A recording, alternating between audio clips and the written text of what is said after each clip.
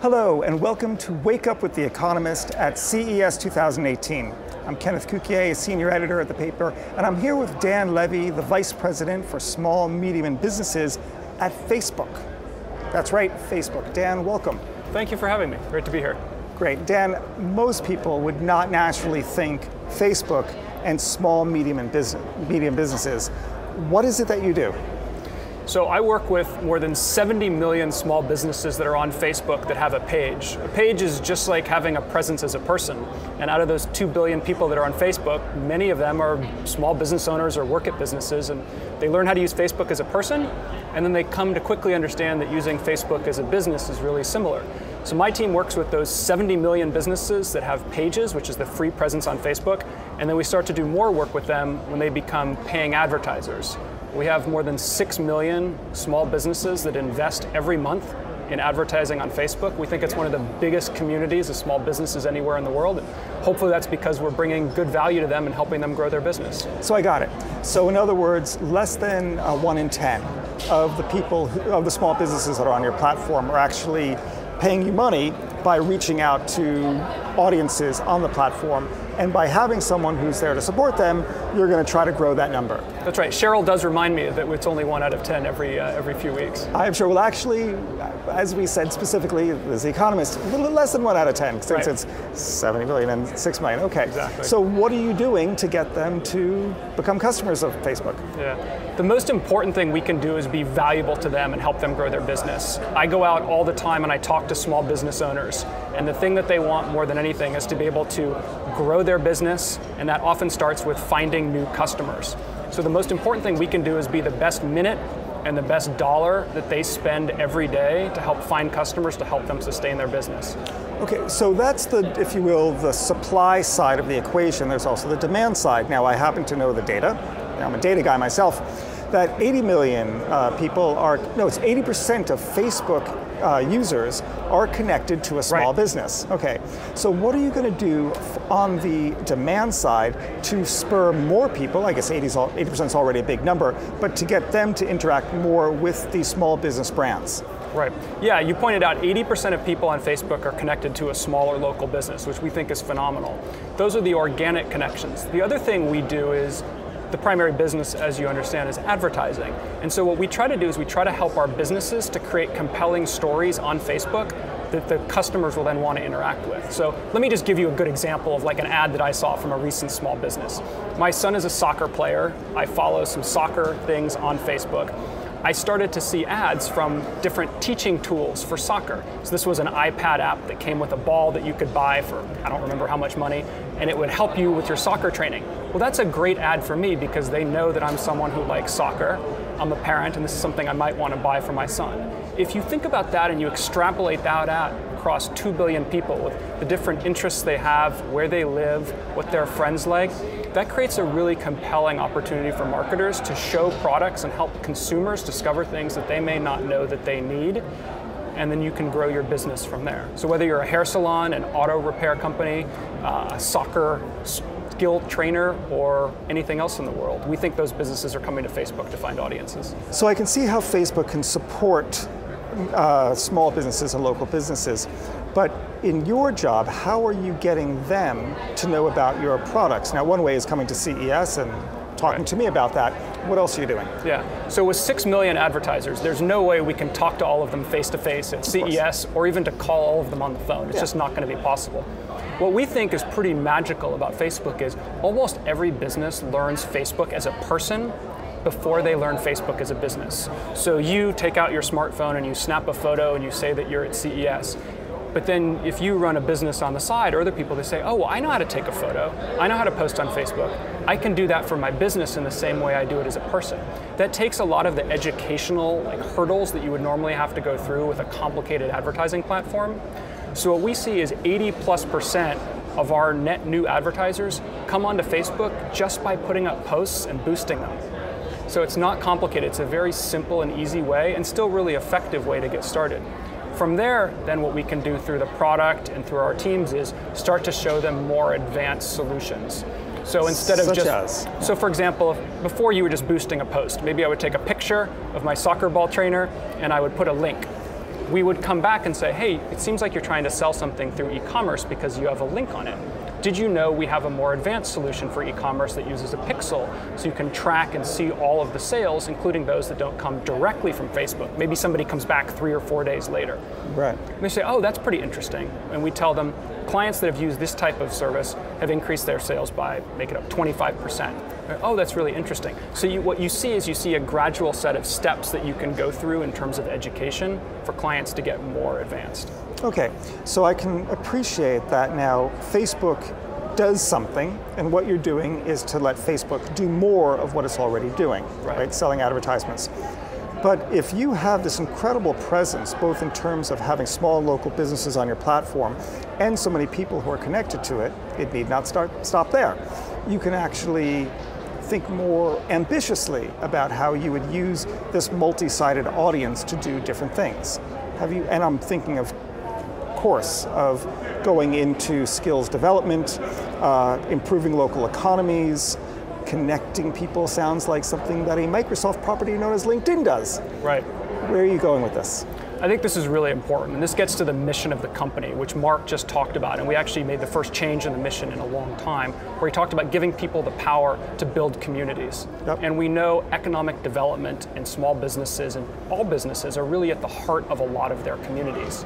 So Mark had been on a tour of the US. I'll tell the story because I think it's kind of fun. And he stopped in St. Louis and he met with a number of business owners, and he wrote a great public post back in November about this, saying about how he recognizes the important role that business plays in developing communities, bringing people together.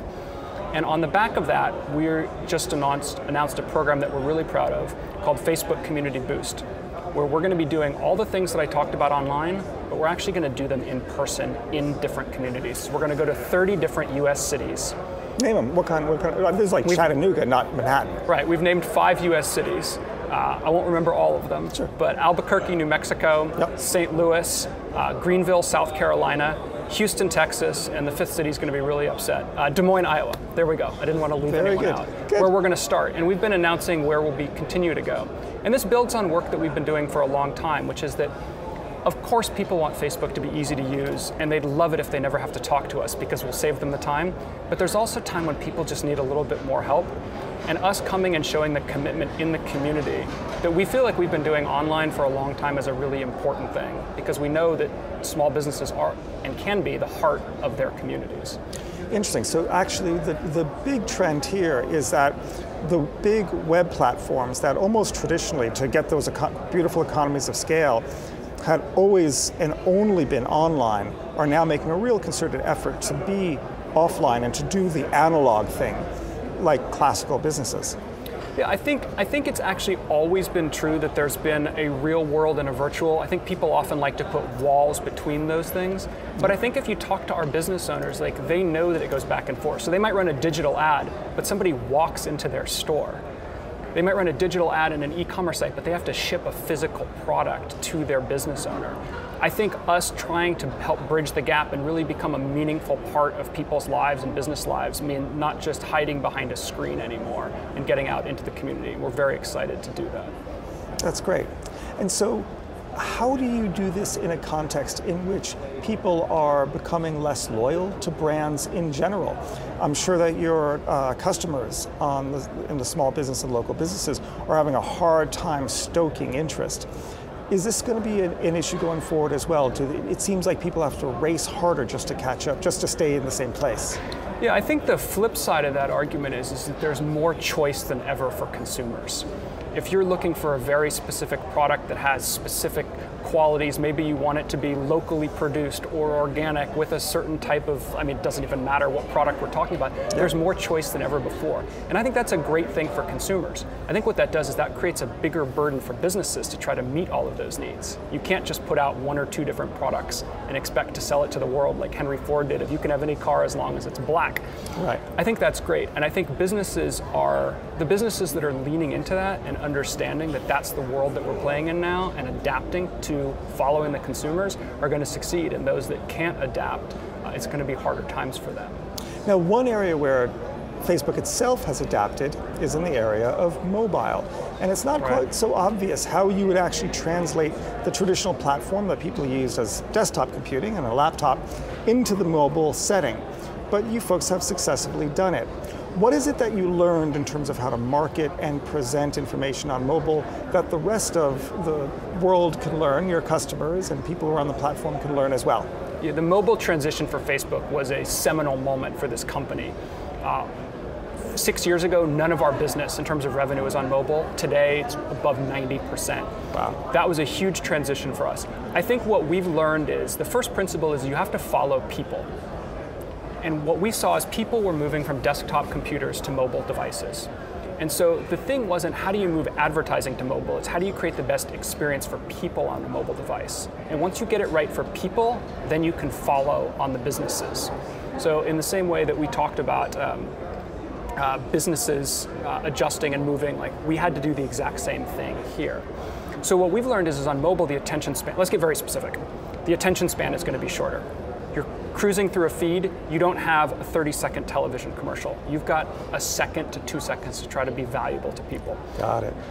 The imagery, you'll be much more focused. It's hard to do a wide panel shot on a mobile device because most people are consuming with their phone vertically. I think vertical is actually a really interesting point as well. A lot of people still take their photos horizontally, but if you actually want to cut something for mobile, you should actually turn your phone 90 degrees and shoot that direction so it actually fills the screen in more ways. So what we always try to do is try to say, how do you follow the consumer and then train the business? In the same way we said, you learn Facebook as a person first. In some ways, the small business owners who have learned Facebook as a person understand these trends even faster than someone coming from a traditional marketing shop that has all this infrastructure that's built to do something an old way. Okay, so you folks learned all of those small little insights that allowed you to become an incredibly valuable company, both in terms of capital, but also in terms of to people's uses and lives, by looking at data and understanding it really well. Gotta ask, because you're the mothership, what are the interesting things that you're seeing now in data that we're all going to be talking about in 5 years, but we're not talking about today? Interesting insights in data. I think the first one is just the presence of so much more data. So I mean, it seems like such an obvious point, but we talked about, I think I started this interview or thinking about this concept of so much money in marketing is wasted, right? 50% goes to things you never understand. I don't think that's necessarily true anymore. I think today businesses can actually see the results of how what they do actually translates into real sales. So let me give you an example to make this clear. If you were in the consumer packaged goods food space, you always sold through a grocery store or through some sort of retail. Let's say you made different kinds of water. Well, today, and so you had no relationship with your end customer because there was a third party that was selling all of your products. Today, if you're Hint Water, which is a client on Facebook, of course you sell in the grocery store aisles, but you also sell directly. And part of the reason you do that through e-commerce, even though water is probably the worst product you can sell in an e-com store, of course, is because you start to get an end relationship with your customer. Because now you know, I actually know who's buying my product at the end of the day. So on this question of data, I think what we're starting to see is companies are getting a much better understanding of who their real customer is, not who their theoretical persona is, which is what marketing from 30 years ago would have taught us. You actually know who the real people are. And so whereas before you may have had 5 segments of customers, now you might have 200 because you actually understand who they are. So I think that is one trend that's going to continue along the way. I think the other is we have, from a strictly speaking marketing perspective, we have much better understanding of multi-touch attribution. Okay. So the concept of multi-touch is, most people think, I see an ad on the web, I click on it, well that's the thing that actually led to my purchase. But I think all of us actually understand there's things that you saw and experienced before that last click. Yep. And now we have a much better way of being able to show marketers where all of those different stop points were along the journey to purchase. What that means for the future, I think at a minimum it's going to be the extension of those two things, at least as a starting point. That sounds great, provided one thing, and that is that customers listen to the data. Right. Great. Listen, Dan, this was great. Thank you very much. Thanks so much for having me. Great. So we've been talking to Dan Levy, the Vice President at Facebook for small and medium businesses. I'm Kenneth Cukier from The Economist, and you're listening to Wake Up with The Economist at CES 2018. Thanks a lot.